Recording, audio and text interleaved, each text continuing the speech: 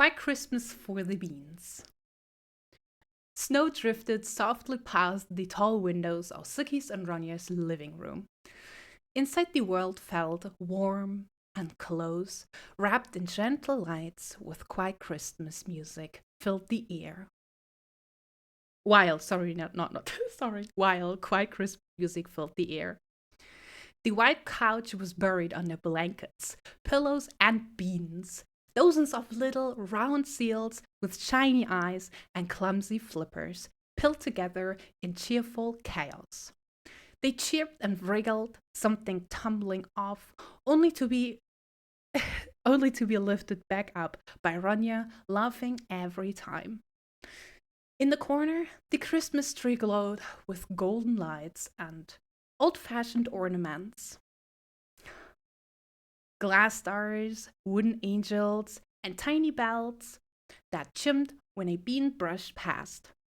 Beneath it lay unevenly wrapped gifts, clearly prepared by flippers rather than hands.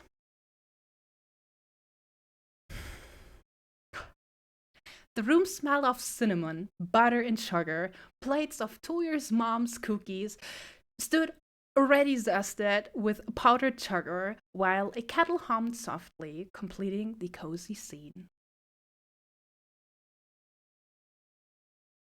Ronya sat in the middle of the couch, her soft, elegant Christmas dress flowing around her like part of a blanket themselves.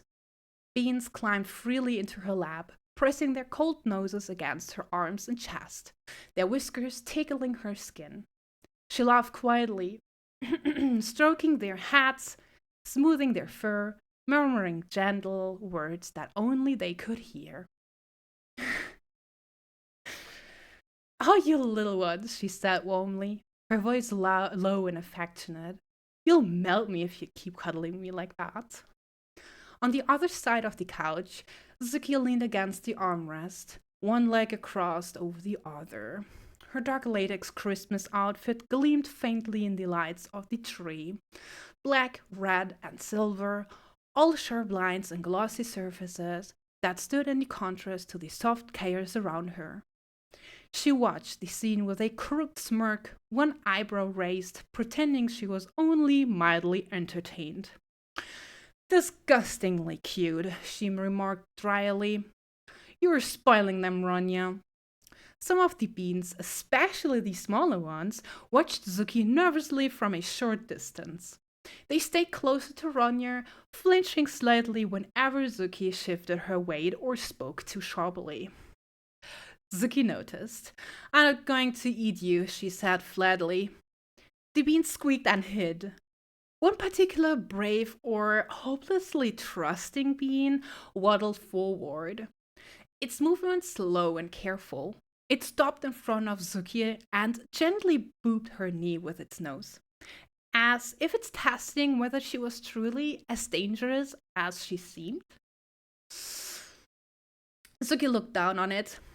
"You think I like you now?" The bean, full of hope and clearly misunderstanding everything, squeaked even louder. Suki sighed dramatically and reached down, giving it a slow pat on the head. "You look very silly." "That amused me." "So you get a head pat for that," she said calmly. "But if you want me to truly like you, you'll have to give me your soul." The shock was immediate and unmistakable. The bean's eyes went wide. It squeaked sharply, recoiled in horror, and hurried back towards the safety of the couch, deciding very firmly that it never wanted another hat pat from Zuki ever again. Ronya clapped her hands softly, still smiling. "All right, every bean," she said brightly. "It's time for presents."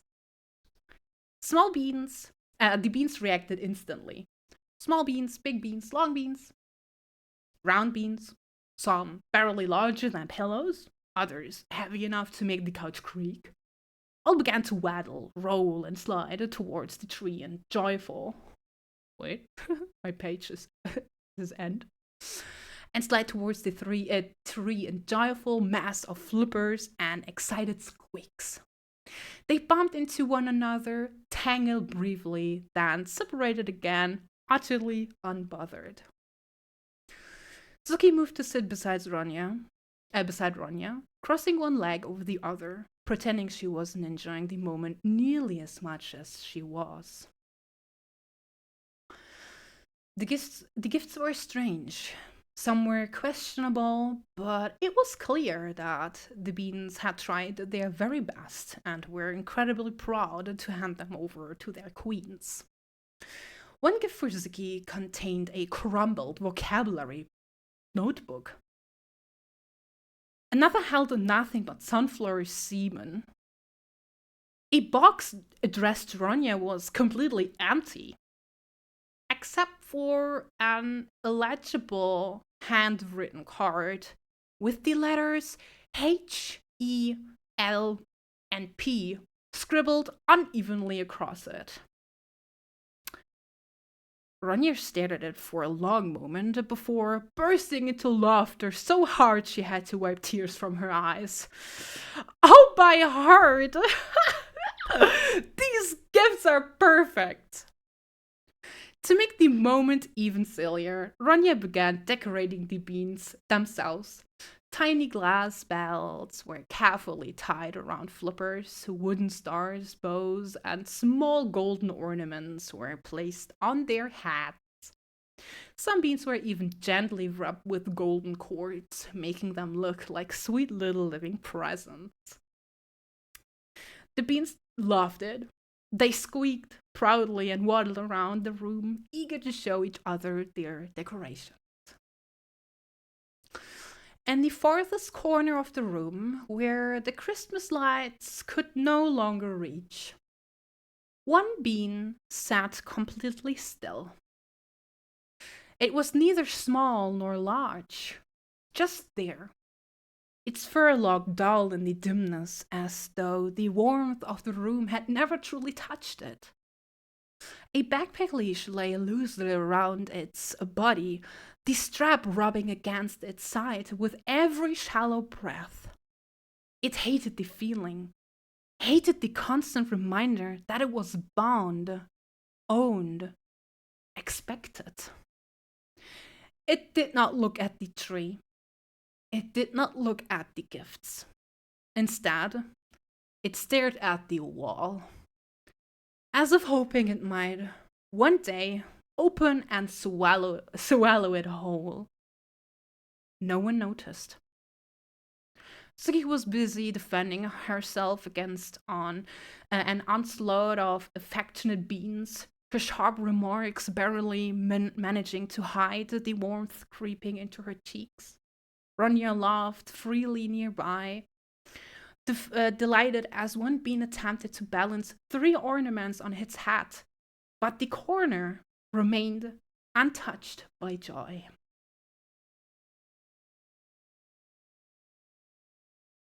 The bean's thoughts screamed, while its mouth stayed silent. It hated the leash. It hated the music, with its false warmth and endless cheer. It hated pineapple pizza. How could something so wrong even exist? Most of all, it hated Zuki's face. That knowing smirk, those eyes that always seemed to see too much. Oh, and it hated Ronya. She was too big, too soft, too close, too warm. Whenever Ronya reached out, whenever her arms opened in an invitation to cuddle, terror flew at the bean's chest. What if she squeezed too much? Too hard? What if the ear disappeared? What if her body pressed and pressed until there was no room left and to breathe? The bean... Sorry. A bean waddled past, chirping quietly. The grumpy bean snapped, not out of hunger, not out of cruelty, out of fear. The bite was quick and sharp, meant only as a warning. The other bean squealed and fled, disappearing into the safety of the couch. Silence followed. The grumpy bean exhaled for the first time in a long while. Relief spread through it. Good. They should stay away. All of them. Its eyes drifted unbidden toward the couch. Towards Ronyar's laughter. Towards Zuki's guarded smile. Towards the pile of beans tangled together like something whole. Like something loved. A family. Not my family. The beans thought. Bitterness tightened around its heart. It pushed itself upright. It was leaving. The house felt impossible big. Bigger than the bean had ever remembered. Shadows stretched long across the walls, cast by furniture that now seemed alien and looming. Unfamiliar shapes twisting in the dim light. Each step or crawl made its small body tense. Every sound seemed louder in the quiet room. The distant hum of Christmas music, now faint and hollow. The creak of the floor beneath its flippers. The soft rustle of curtains swaying. The warmth it had left behind on the couch already felt like a memory. Fleeting and unreal. Somewhere ahead, cold air whispered. A door stood slightly ajar. Light escaped from the crack, beckoning, promising a way out. Finally, a chance to escape. But the bean stopped. Started to think. Behind it lay warmth, light, laughter. Beans pressed together as if they belonged somewhere. A family. The word struck hard and something inside the bean snapped. Anger flared, sudden and violent. Family? No. They laughed too loudly. They touched too much. They smiled as if nothing could ever go wrong. The bean's chest burned. They never listened. They never noticed. They never saw it, sitting alone in the dark. Its flippers dug hard into the floor. I hate you, it thought. The words raw and trembling. I hate all of you. For a moment, the anger felt good. It pushed aside fear, swelled doubt, and pressed down the ache in its chest. The bean moved again, deliberate and slow. Each push forward felt like wading through something thick. The door creaked under invisible pressure, and the storm beyond answered with a roar. Wind tore past, carrying snow that stung its fur and slammed against its face like icy needles. The cold bit instantly sinking deep into its small body, stealing breath, stealing strength. The bean froze, trembling violently, every muscle screaming. For one fragile, unbearable moment, it considered turning back. It imagined the soft curve of Ronyar's arms, the warmth of the other beans pressed close together, its family waiting. Regret bloomed sharply, cruel and sudden. But it was too late. The bean snarled at itself and pushed forward. Pride was all it had left. Every movement grew heavier. The leash dragged uselessly behind it, a final mockery. Its flippers ached and burned, then slowly grew numb. Snow and wind twisted together, a blinding, relentless wall of white. The world shrank to nothing but cold, harsh, endless cold. And finally, at the limits of strength and side, the bean collapsed. Its body lay, sprawled against the unforgiving snow, tiny and exhausted. Its flippers no longer moved of their own will. While there was no warmth left, no light, no laughter, only the storm and the profound, hollow stillness.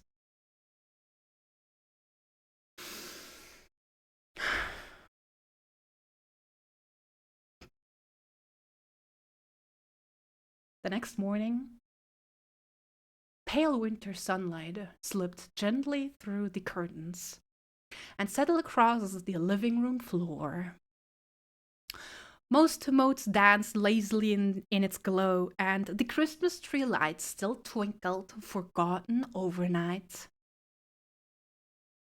Ronya stood in the kitchen, humming softly along to the last cozy Christmas song playing from the speakers. She moved slowly and comfortably, still wrapped in warmth and sleep, while the coffee machine hissed and bubbled. The front door opened with a familiar sound. Suki stepped inside, brushing snow from her boots. Tiny crystals melted instantly on the floor, leaving dark, damp spots behind it. In one hand, she carried a leash, the line trailing loosely, empty. In the other, she held a small bag of freshly roasted coffee beans, their rich scent noticeable even through the paper. Morning, she muttered, kicking the door shut behind her. Ronya smiled over her shoulder. You're just in time. Coffee's almost ready. Moments later, the coffee finished brewing, filling the room with warmth and a comforting, familiar smell. Ronya poured 2 cups, steam curling gently upward, and handed one to Suki. Merry Christmas, Ronya said softly. Suki nodded and took a sip. Merry Christmas. Outside, the snow lay smooth and untouched, glittering quietly in the morning light.